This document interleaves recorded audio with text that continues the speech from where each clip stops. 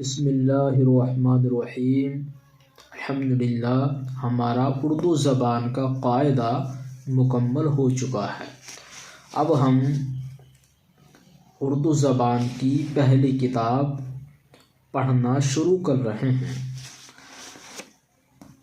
اردو زبان کے قاعدے کے اندر 3 حرفی الفاظ تک مشق آ چکی تھی۔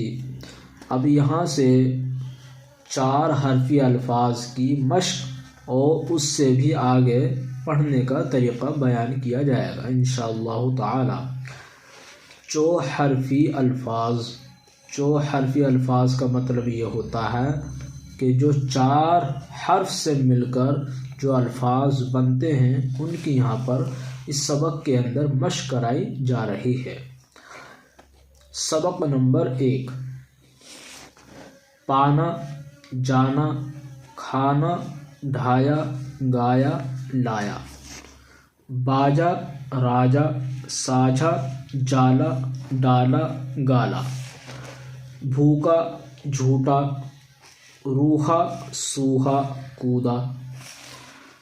سونا، لوٹا، گھوڑا، چوکا، دوڑا، سودا۔ پیلا، گیلا، میٹھا، ہیرا، نیچا، سیدھا۔ بیٹا، لینا، دینا، ایسا، تھیلا، میلا۔